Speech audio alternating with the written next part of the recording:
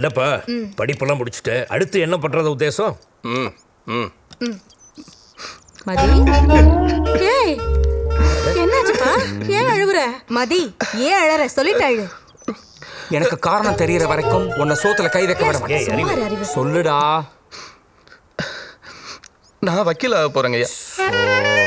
நம்ம வீட்டில் எல்லாரும் டிகிரி வாங்கியிருக்கோம்.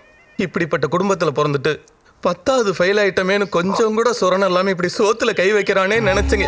என் கண்ணில் தாரதாரியா கண்ணீர் ஊத்துதுங்க. ஊத்துண்டா. அதுக்கு என்னப்பா பண்றது? அவனுக்கு தான் படிப்பு வரலையே. அதுக்குன்னு அப்படியே விட்டுலாமா ஐயா? தம்பி கூட தான் போன வருஷம் சரியா படிக்கல. சித்தப்பா அவனை அடின்னு அடிச்சு இந்த வருஷம் ஃபர்ஸ்ட் ரேங்க் வாங்க வைக்கல. எல்லாரும் சேர்ந்து பொறுப்பை என்கிட்ட ஒப்படைங்க.